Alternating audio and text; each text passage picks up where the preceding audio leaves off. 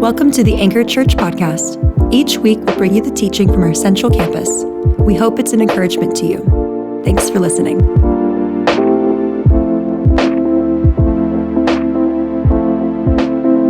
Good morning, Anchor Church. Good morning. How we doing? Good. Hey, Bonnie Jean just mentioned, to which you responded with a great golf clap, that my name is Mason, and I am the pastor at Anchor Church in Lakewood, and it's such a joy to be with you. I don't often get to be here on Sunday mornings, but man, I love when I do get to be here. So thank you for having me. What an honor to join you in worship this morning to continue our series. We're in a 3-part series right now called Terrible Beauty. Terrible Beauty this is the series we're in, but it's also a shared title with Pastor Brian's new book. Anyone excited for Brian that he wrote a book? What a huge accomplishment. Huge accomplishment. It's incredible. So the title, Terrible Beauty, for the book, but also for the series, is there because Terrible Beauty gets at the truth that the hardest things, the very hardest things in life, in God's hands actually shape us into people who are marked by his beauty, strength, and holiness. This 3-week series is exploring how our deepest trials can actually become the soil of transformation as we follow Jesus through the uncertainties and the difficulties woven into everyday life. So last week, we were in Psalm 23, and we talked about the reality that seasons of life come and go, that there are seasons where we're in green pastures and we're near still waters, and seasons come where it feels like we are in dark valleys. And the point is not for us to try to get ourselves out of dark valleys into green pastures, and once we're in green pastures to stay there. It's actually not about the place, it's about the person. It's the witness of being close to Jesus. Wherever he is, even if it's in the dark valley, being near the shepherd is the best place that we can be. Today, we're continuing this series by talking about something that you might not be surprised to hear about in church, but I hope that the word itself doesn't just cause you to immediately check out, but maybe lean in, because I wonder how many of us know this word and actually haven't quite explored its depths in the way that we might today. And that word is faith. That life requires faith. Steps of faith are going to be necessary all throughout life, in following Jesus and even just life as a human being. You know, it was about 3 years ago now that I had a series of conversations that were profoundly important in my life. My wife, Cambria, and I, and along with our kiddos to the degree that they could engage in the conversation at that time, were discerning whether or not what the Lord was calling us into was to come and plant a church with you guys here at Anchor. And there were these 3 conversations that stick out in my mind. One was on our couch, talking with Cambria. Her and I had a lot of conversations, but this was sort of like the big one. We need to kind of come to a decision. A lot of prayer happening there on the couch that evening. A lot of trying to be discerning, trying to weigh the pros and cons, which the cons weren't necessarily anything about Anchor. The con was, and maybe you know this if you've had to step out in faith before, the con, if you can call it that, is over here where we are, we know what to expect. To some degree, and this wasn't meant to be like a critical word, it felt pretty comfortable. Do we really want to do we want to step away from all this into something completely unknown? Something scary? In my house, my kids, sometimes they talk about being nerve-sighted. I think they got that from Daniel Tiger. I'm nerve-sighted. My kids say that a lot. We were feeling pretty nerve-sighted that night on the couch. Do we do it or not? Another conversation that was really important in that process was one at Manifesto Coffee on Hilltop. Any Manifesto fans in the house? I got that same response in the first gathering. So either you don't know about Manifesto or I have bad taste in coffee. Sitting outside at coffee with Pastor Brian talking about church planting. And we had quite a few of these conversations, but this was sort of the one. And sitting down together outside, it was a sunny day, sitting on the sidewalk out there, talking about the potential of coming to plant a church with Anchor. And just it's one more clarifying conversation for both of us to just read, where are you at on this? Where are you at on this? What remaining questions do you have? And it was there at coffee, with my wife's permission, of course, that he and I cheersed our mugs of coffee as I said, hey, we're in. We're going to do it. Another critical conversation that took a lot of faith for my wife and I happened around a coffee table as we talked with the leaders of the ministry that we were leaving in order to come here. They had been praying with us, supportive with us in the discerning that we were doing. But some of you know if you've had to kind of take a big step of faith that calls you physically out of a place into a new place, maybe away from people you love into a new group that you hope to love. That can be a very hard conversation, a beautiful one, but a really hard one. Those conversations for us took a lot of faith. We had a lot of eagerness and excitement, but also so much uncertainty about what this thing called church planting would mean for us. But it didn't just require faith for us to have those initial conversations. I had no idea the amount of faith I would need to move forward. Anchor Lakewood is just over a year old. And there have been, yes, whoop, there have been as much love for Anchor Lakewood as Manifesto Coffee. So I should be here more often. Tell Brian I need to be here more often. I didn't know how many days it would take faith for me just to keep going as a pastor in church planting. A big part of that for me was I didn't realize how much wounds that I was carrying, I was like letting leak out in ministry. Church planting and really any step of big faith that you have in your life is actually going to reveal not just things happening out there, but a lot of stuff happening in here. I didn't realize how afraid I was of being left. I didn't realize that I had no ability to let somebody see me in a vulnerable moment and walk away, and how personally I would take that, or how internally I would think, is this going to be the story of my life that I'm left? In church planting, you have, and reasonably so, you have a lot of people who come into a space that you're trying your best to curate well. And they listen to a sermon that you've poured your heart into. And then they go. And that's okay. But it wasn't okay for me and some of the wounds I didn't know I was still carrying. I didn't know I was so passionately and eagerly trying to hold on and to control every situation in church planting in that first year. It was burning me out, and it was requiring so much faith just for me to take one more step out of fear of being hurt. Have you ever had a moment in your life, and maybe it's not been church planting, where you have stepped in faith into something that feels a little nerve-siding for you? There's potential, but there's so much unknown.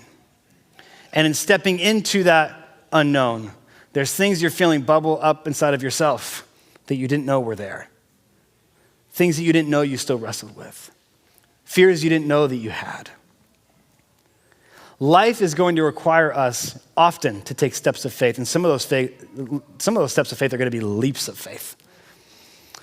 One such experience that I can relate to is the biggest faith decision probably that I've ever made, which was saying yes to Jesus for the first time. I was a junior in high school, and I had every reason to believe that the friend group that I had grown up with, we were tight, we were like family. But I had every reason to believe that if I actually did this, if I actually said yes to Jesus and gave him my life, that I would lose these friendships. Now, I didn't know that to be true, but I was pretty confident that's what was going to happen. And yet at the same time, I felt Jesus drawing me to him. And if you know my story, I said yes to Jesus my junior year of high school, and I lost every friendship that I had.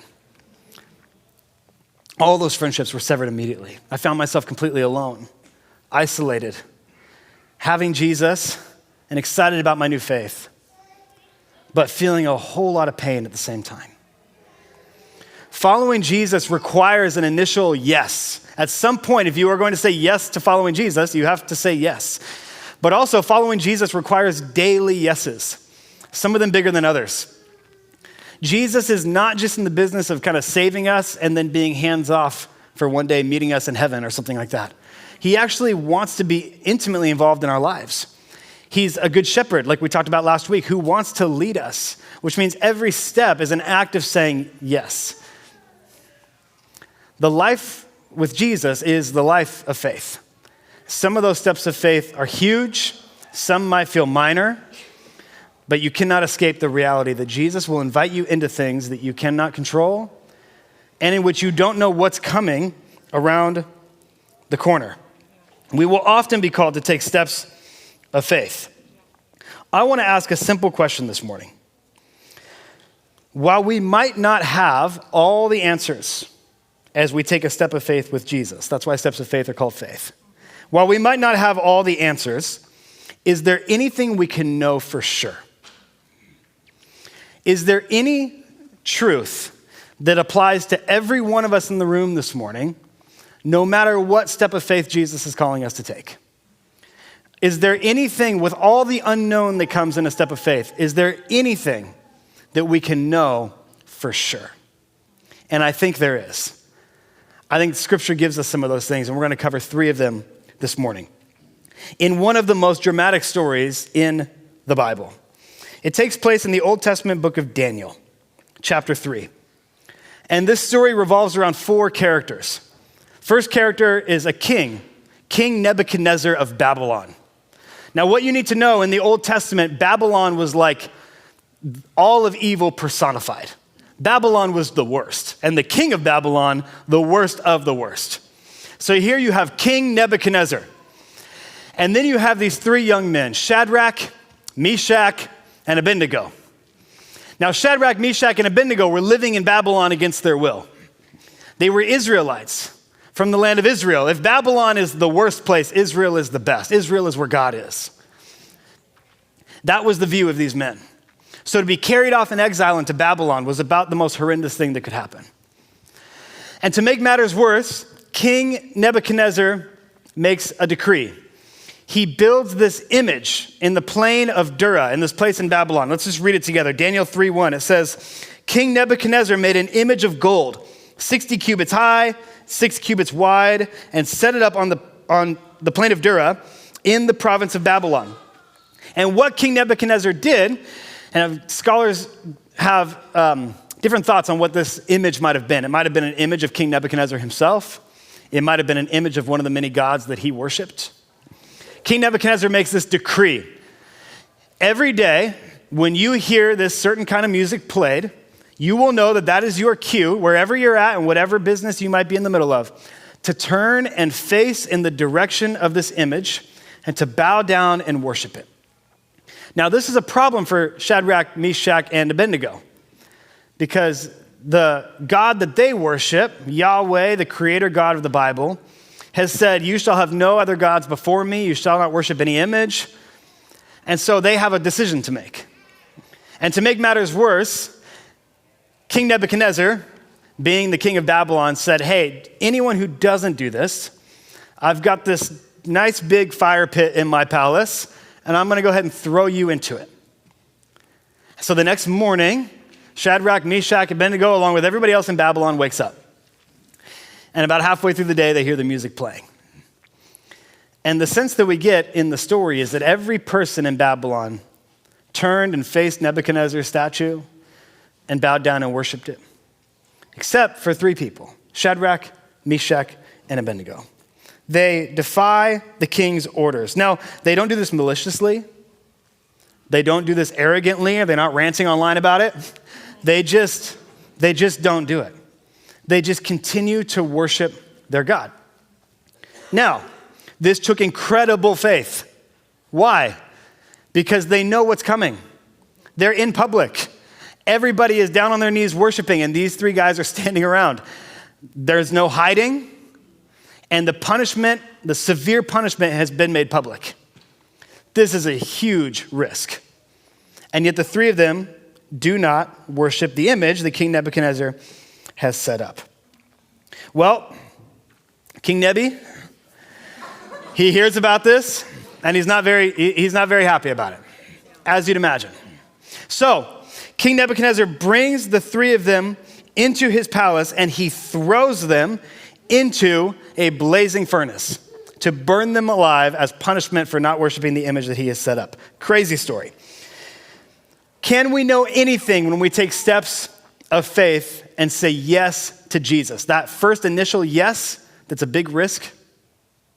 Or maybe that one more thing that Jesus is saying, hey, I want you to take this step next.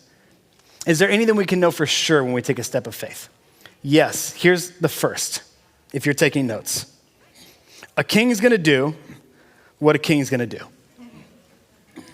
When you take steps with Jesus, there is no guarantee that you won't get pushback from all kinds of authorities and relationships. probably none of them will be an actual king in your life, but they will be people who hold keys in your life. There is no promise that you will not face pushback from such people. There is no promise that when we say yes to Jesus, we will not also face trials. That as we walk in faith, some powers might respond with some version of fire and rage. Now, you're like, this is super encouraging. Thank you. No, just wait. There's this point in the story where after King Nebuchadnezzar sees he throws the men into the fire. And something happens. We'll get to it in a minute. But there comes this moment where King Nebuchadnezzar says that the God of Shadrach, Meshach, and Abednego is actually the true God. He has this change of heart. Look at Daniel 3:29.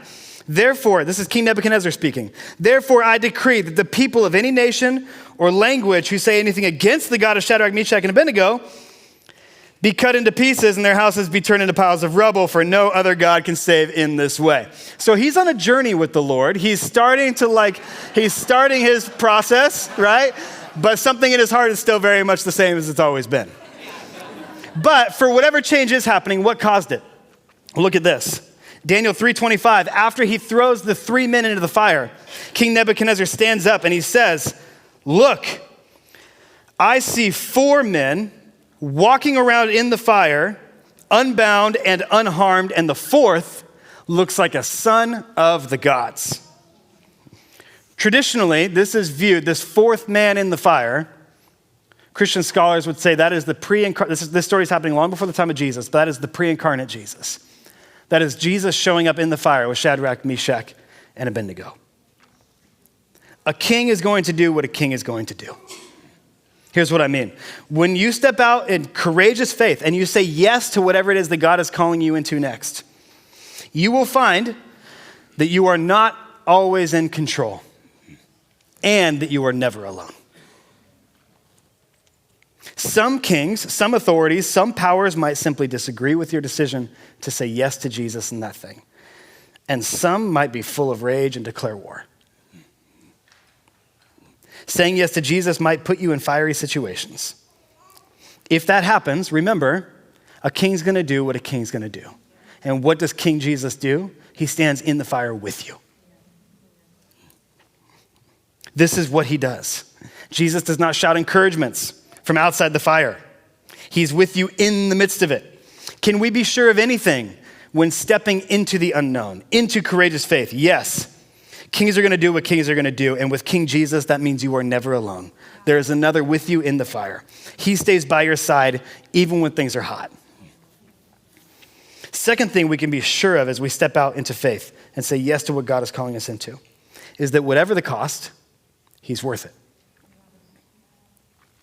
There's this moment where King Nebuchadnezzar tells Shadrach, Meshach, and Abednego, I'm going to give you one more try. Bow down,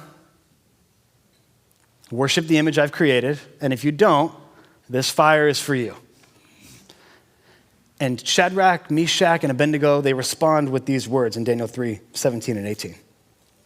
They say, if we are thrown into the blazing furnace, the God we serve is able to deliver us from it, and he will deliver us from your majesty's hand. But even if he does not, we want you to know, your majesty, that we will not serve your gods or worship the image of gold you have set up. He will deliver me, and even if he doesn't. Here's the 2025 Mason translation, which means you can take or leave it. God will help us. And even if his help does not look the way we expect it to, he's still good. Yeah. These friends had tapped into a truth that can bring us immense peace as we step out in total and blind, courageous faith, because the prize is not the outcome, it's him. You've got to see that this morning. The prize is not deliverance from the fire, it's the one who's with you in it. He is what we get. What we get when we step out in faith is more Jesus. It's remaining close to the shepherd. There isn't just cost involved in following Jesus. There is risk involved in saying yes to Jesus, saying yes to him for the first time or saying yes to him one more time. There is risk involved, and he can protect us from those risks. But even if he doesn't, he's still good, and he's still worth it. The old hymn is spot on. Take the world, but give me Jesus.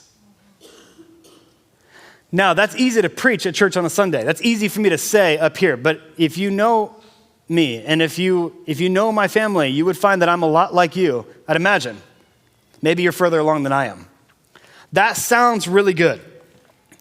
I think if I was given the opportunity to bow down or be thrown in the fire, that might be a harder decision for me than it was for Shadrach, Meshach, and Abednego. If I'm being completely honest, those flames are hot. No matter the cost, he's worth it. What makes us think that? Here's what I think makes us not think that sometimes. That we view Jesus simply as the one who saves us. We check the box for eternal salvation in him. We make church something that we put on the calendar every once in a while. And most of the rest of life goes relatively unchanged. And I don't say that to our condemnation. I want to encourage us this morning that Jesus is not just the one who saves us. He is the one who satisfies us on the deepest level.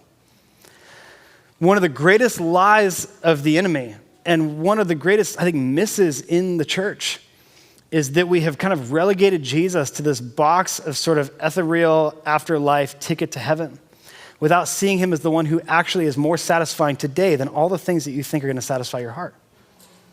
He actually gives more joy and peace and freedom than anything that you're tempted to think, that's where I'm going to find joy today. That's where I'm finally going to get freedom. That's where peace will be found. I said yes to Jesus, but my identity still comes through this thing. There is so much joy to be found, my friends, in opening our hands and saying, look, I have believed, and in fact, if you're anything like me, in the last 24 hours, I have believed there are other things that are going to give me more joy or satisfaction. And I know that because I've jumped on things that are just stupid, in hindsight, that I shouldn't have believed would actually satisfy me. Or I envy those who have them and I don't. As if I haven't been given the ultimate prize already in Jesus Christ himself. Jesus is worth it, no matter the cost. And the third thing, taking steps of faith and saying yes to Jesus can be a scary, costly, uncertain business. But we know that Jesus is going to do what he does. He's worth the cost. The third thing we can be certain of is this, that King Jesus has a different fire. The story makes this point, if you go read it in Daniel chapter 3, multiple times of just telling us that Shadrach, Meshach, and Abednego are bound. They're like real tied up when they're like hog-tied as they get thrown into the fire. We read this in Daniel 3:22. It says, the king's command was so urgent and the furnace so hot that the flames of the fire killed the soldiers who took up Shadrach, Meshach, and Abednego. And these three men, firmly tied, fell into the blazing furnace. Then King Nebuchadnezzar leapt to his feet in amazement and asked his advisors, weren't there three men that we tied up and threw into the fire? They replied, certainly, your majesty. And he said, look, I see four men walking around in the fire unbound and unharmed. And the fourth looks like a son of the gods. King Nebuchadnezzar intended the fire for death, but Jesus intended it for freedom. We get the same description as they're about to be thrown into the fire. The story tells us like what they're wearing, all this stuff, and like describes their entire like outfit, along with the fact that they're all bound up. And then when they come out of the fire, the story does exactly the same thing if you go read it. It's like they're still wearing their turbans, they still have their robes. And it goes through all this trouble to tell us not a hair on their heads was even singed. Their clothes didn't even smell like smoke, it says. Nothing has changed, except they're now free. The fire simply burned away their chains. See, Jesus is committed. Jesus is so committed to you that he is committed in love to purifying you, to making you whole, to making you more and more the fully alive human being that you were created to be. He's not just with you in the fire. He's not just able to deliver you from the fire. He's not just worth the fire, no matter how much it might feel hot. But he will use the fire for your good. How can we be sure of this? Because a true and better Shadrach, Meshach, and Abednego has come. See, there was another who was thrown into the pit of death, only to walk out full of life and freedom. The scriptures tell us a story about Jesus Christ that is very similar to this one, and yet is notably different. Here's what I mean. These three friends were completely unharmed, but Jesus was severely harmed on our behalf. These three friends survived the whole ordeal, but Jesus of Nazareth died in the process of being crucified. These three friends were never alone, but Jesus was abandoned by his friends and lay alone in the tomb. And here's the most important difference in the two stories. Their pit broke their chains, but his pit bought your freedom. Theirs was a story for them, and maybe for our encouragement today. His was a story with very real implications for you right now. When you say yes to Jesus, and maybe you do that on that card that you have on your seat this morning. You check that box, I want to follow Jesus. Or maybe it's just God's been calling you into something, and it feels like you're a little nerve-sided about it. Because a part of you trusts that what he's calling you into, he's going to be faithful and it's going to be good, but it's a scary thing. There's risk involved. We can be sure, though we might face opposition, though we might face total uncertainty, Jesus will never leave us alone in a fire. Though it might cost you greatly, he's worth it. He's the prize. And though the fire might look scary, what others mean for evil, God will use for good. How can we be sure? Because he purchased freedom for you on the cross when he died in your place for all your sin. On the cross when he said it's finished, he didn't say it's mostly finished. He said it's done. No more shame for you. Abounding grace for you. Wide open arms for you to come home. He didn't just purchase your freedom on the cross. He rose from the dead, putting the final nail in death's own coffin. And because Jesus now reigns as king and what he has said will surely come to pass, we can have confidence. Authorities like King Nebuchadnezzar might make decrees, but their decree is unmatched in light of the decree of Jesus Christ.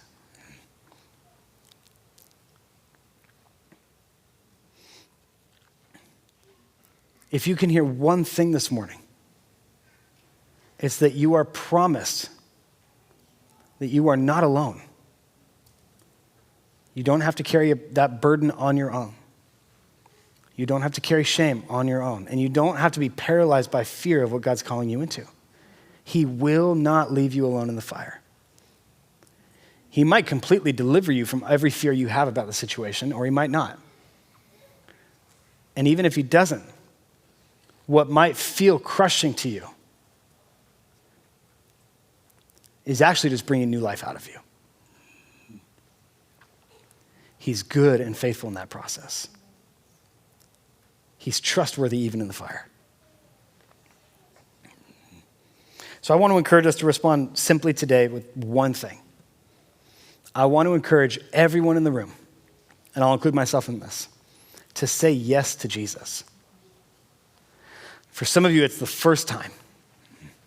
And again, you might just want to check the box on that card so that we know that you're starting a relationship with Jesus, and we can not be weird about it, but just be here to help. We don't want you to check that box and then be alone. We want you to know that we support you and we're with you and we want to resource you. And maybe today is the first time you say yes to Jesus. Maybe today is the day when you finally say yes to the thing he's been calling you into, the step he's been inviting you to take that you've been hesitant with. There came a time when we were weighing, Cambria and I, the church planting thing, when our prayers were almost like unfaithful prayers. We came to a point where we were so certain God had said yes, but we were still praying on it because we were nerve-sided and we were like, Lord, we would kind of prefer to stay where it's comfortable. Maybe today's the day when you're not saying yes to Jesus for the first time, but you're saying yes again. He's been inviting you into that next step. You know what it is. Maybe it's baptism on Easter. It could be any number of things. I don't know what it might be for you. Maybe today's the day when you say, yeah, okay. Now, I'm not with you very often, so I would regret it if I didn't make a shameless plug. So I'm going to make a shameless plug for the church family that I call home on Sunday mornings, anchored in Lakewood. The most important thing you can do today is say yes to Jesus. Anything else I'm about to say right now is not even in the same universe. But I do feel compelled, as I was praying on this morning, I want to see 50 people from this church family say that they'll make Lakewood home. We're just over a year old as a church, and we're healthy, got a really solid foundation. We've seen 15 people get baptized. We meet in a middle school. We've got kids from that middle school who've come to our church and been baptized in our church. We've got staff from the school who call our church home, been able to serve the school, been able to serve the city in cool ways. All kinds of vision and belief for what God's doing in our church, and we feel good and healthy. But we're young. We're a one-year-old baby. If you've ever had a one-year-old baby, we do all the stuff one-year-old babies do. And we could use help growing up. You have no idea what the injection of life of 50 people who are hungry and who say, hey, I want to just be here and bless this place. You have no idea just simply what your presence would do for our long-term health at Lakewood. That's before we even get to like joining the greeting team or the coffee team or something like that. Just your presence would mean the world to those who are pouring out heart and soul to make that place home. Now, I promise you, it's not gonna be that comfortable. I think it's pretty cool, and it's not like I hope it's not a fiery trial for you. But we meet in middle school. It's not the sexiest building. We set up and we tear down. It can be hard work. But the fruit that we're seeing and the belief that we have in this seed that's been sown, man, I want to invite more gardeners to come in and help us tend to that. And then just from a place of being excited about what God's doing, I just want to invite you to come and see. We need some help growing up. And maybe, for some of you, there's crossover here this morning, where the thing that God is calling you to say yes to next has been to step in with us. I've talked to a handful of people this morning who have said, yeah, I've been thinking about it for about a year. And just so you know, I might be a pastor of that church, but I'm a human being. I'm a dad, I'm a husband. A lot of those buts that are often given, I've got them too. We were here for a year putting down roots before we went to plant. It was so hard for my little kids to leave their friends here and go to a new place. I get that as a parent. There were things in me that where I preferred to be in a little bit of a bigger crowd so that I could hide. It was scary to go into a place where I was seen. It was easier for me to be in a place where it wasn't as though my hands were needed on a regular basis. It was hard to step into a thing where I'm like, this is gonna really require something of me. I get it. Whatever it is in your head right now where you say that's not me because boom, boom, boom, boom, boom. On some level, I don't know your story, so I won't say I get it, but if we could sit down and talk about the year that my family's had, we probably get it. But I just want to invite you. Most important thing today, at the end of the day, I don't care about, I care about Anchor and Lakewood and all that, but nothing in comparison to you saying yes to whatever it is Jesus is calling you into. Wherever the shepherd is telling you to go is the best place for you to be. So that's the thing. But again, just shamelessly, I'd love to see a good amount of us say, you know what, I'm gonna come and help inject life into this thing so that we can see more baptisms, so that we can see more hope, more chains broken, more freedom for the city of Lakewood and the people who call that place home. Let's do this together. Will you stand? We are going to stand if you're able. We are going to enter back into a time of worship. But before we do, we're going to do something that we do every week here at Anchor, and that's receive communion together. Communion is an opportunity at Anchor for anybody who has said yes to Jesus. And by the way, if you're checking that box on that card this morning, that includes you. To come forward, or we have stations in the back too that are gluten-free, and to receive some bread. That bread represents the body of Jesus broken for you. It'll be dipped in juice, representing the blood of Jesus shed for you. A physical, tangible reminder that you can taste every week to remind you that it is finished. You can be certain that no matter what the fire looks like, there's hope for you. Not because you've got it in you to finish the last 20% of Jesus's work, but because he has said, it's done, I'm with you, I won't leave you. Scripture says there is nothing, height nor depth, angel nor demon. Nothing can separate us from the love of God that we have in Christ Jesus. Nothing can separate you. And it's not because of the weight that you've carried well or the faithfulness that you have in your own heart. It's because he died and bled on our behalf so that we might have unmerited and abounding grace that never ends. So as we worship, receive communion this morning and be reminded there is grace unending for you. And whatever it is that Jesus might be calling you into next. From experience, I know it can be scary. Whatever it might be for you, I promise you it's worth it. He's faithful. I promise it's worth it. So say yes to him. If you are by chance at all interested in talking more about Anchor Lakewood, I'm going to be in the annex right out there. I'd love to talk with you. When you come say hi to me, I'm not thinking, okay, great, you're signed up for anything. Nothing weird. I would just love to talk with you, answer any questions you might have, pray with you if you could use prayer and discernment. Let's worship together. Let's receive communion. And let's be a church that in big ways and in small ways says yes to Jesus. Amen? Okay.